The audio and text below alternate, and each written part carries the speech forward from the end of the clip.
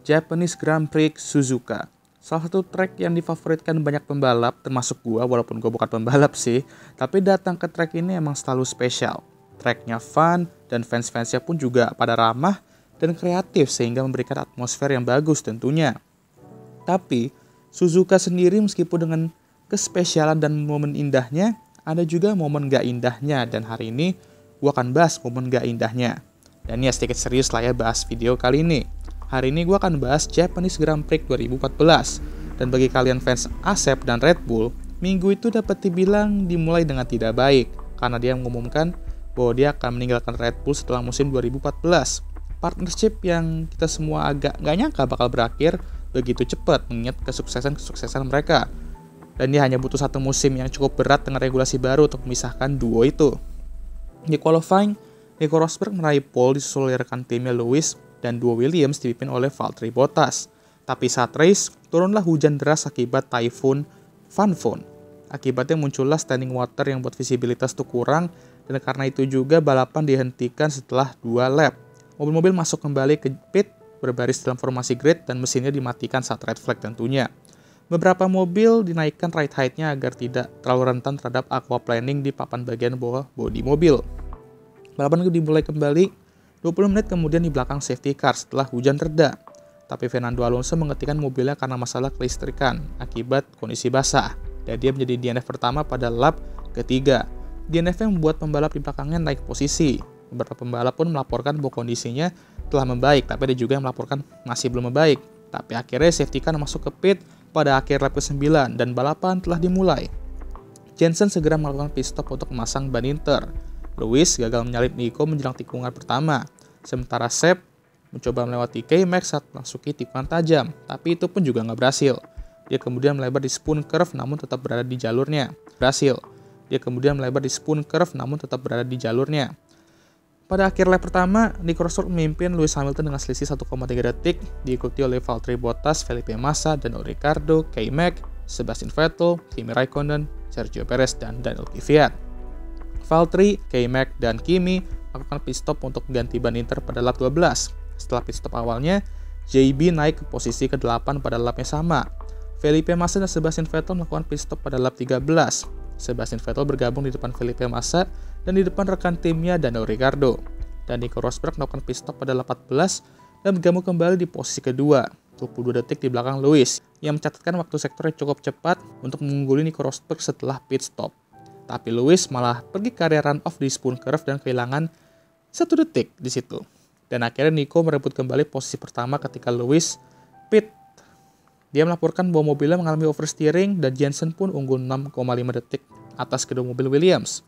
Pada lap 17, Danny Ric melewati Felipe Massa untuk naik ke posisi ke-6. Sementara Sebastian Vettel di depannya menyalip Valtteri Bottas dari sisi luar untuk menempati posisi keempat pada lap 18. Valtteri kemudian turun ke posisi ke-6 pada lap 19 ketika Danny Ric menyalipnya dari luar pada kurva S. Sebastian Vettel mulai berkecil jarak dengan Jensen Button yang berada di posisi ketiga, dengan Daniel Ricciardo mengemudi dengan kecepatan yang mirip dengan rekan timnya.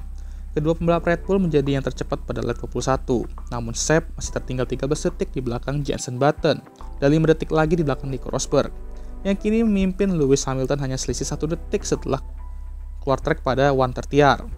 Garis kering mulai muncul saat beberapa pengemudi melewati genangan air untuk menjaga suhu ban tetap rendah. Dan DRS pun diaktifkan pada lap 24. Meskipun Lewis telah menutup keunggulan Nico menjadi setengah detik dan menggunakan DRS juga, dia masih tidak bisa melewati rekan timnya. Lewis mencoba nyalip Nico lagi pada lap berikutnya dengan menggunakan slipstream, namun Nico juga masih aja mampu mempertahankan garis dan memiliki akselerasi yang cukup untuk mempertahankan keunggulannya. Lewis Hamilton mempertahankan garis yang lebih ketat, sementara Nico mengeluhkan oversteer pada lap 26. Pada lap 27, Lewis lupa menonaktifkan sistem DRS dan kehilangan kendali atas bagian belakangnya. Remnya terkunci dan dia masuki runoff belokan pertama. Namun dia tetap mengejar Nico dan berlari di belakang rekan timnya. Kemudian mobil Nico Rosberg mulai bergetar dan Lewis dapat berlari lebih baik ke pit lane lurus ya. Dan dia berada di slipstream Nico Rosberg sebelum melewatinya di sisi luar menuju tikungan pertama untuk memimpin balapan pada lap 29. Lewis mendorong dengan keras dan menjauh dari Nico Rosberg, yang kehilangan kendali menuju pit lane lurus. Sebastian Vettel melakukan pit stop keduanya untuk ban inter pada lap 30. Bergabung kembali di posisi kelima di belakang Danny Ric, tetapi di depan kedua mobil Williams. JB yang masih berada di urutan ketiga mencatatkan waktu putaran lebih cepat dibandingkan Nico Rosberg, menutup selisih menjadi 12,8 detik pada awal lap 31. JB melakukan pit stop kedua untuk ban inter baru di akhir lap 31. Kru pitnya juga mengganti steering wheel-nya dan memperpanjang waktu pit dan menempatkannya di belakang kedua pembalap Red Bull.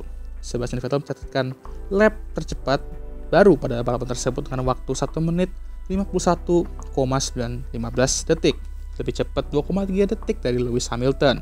Nico melakukan pit stop keduanya untuk ban terbaru pada lap 33 dan berada di belakang Daniel Ricciardo. Dan Lewis juga melakukan pit stop pada akhir lap 35 untuk mengganti ban terbaru yang memberi Daniel Ricciardo pimpinan balapan. Tetapi hujan sudah mulai turun lagi dan cukup deras pada lap 36. Daniel melakukan pit stop pada putaran ini dan bergabung kembali di posisi kelima di belakang Lewis, Nico, Seb, dan JB. Lewis mencatatkan lap tercepat keseluruhan balapan pada lap 39. Tapi kondisi cuaca terus memburuk dan mengakibatkan dia harus dinonaktifkan pada lap 41. Dan di sini tuh visibilitas juga berkurang ya karena cahaya memudar dan tutupan awan itu juga rendah. Dan Eric berusaha untuk mencari JB lagi pada lap itu dengan mengambil jalur dalam hingga ke hairpin. Namun JB mengambil garis yang lebar dan mempertahankan posisinya. Tapi akhirnya dan Eric berhasil melewati JB di tikungan tajam pada lap 42.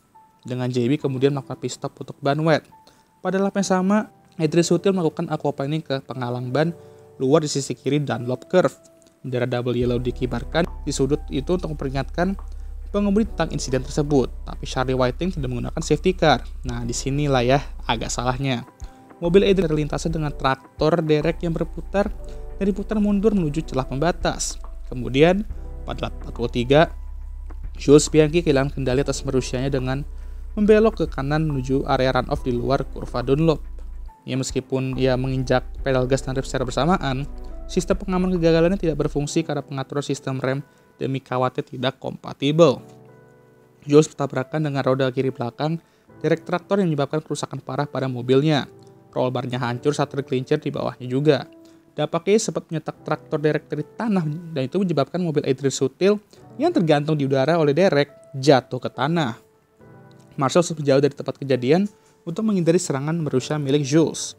Jules dilaporkan tidak sadarkan diri setelah tidak menanggapi panggilan radio tim atau Marshall.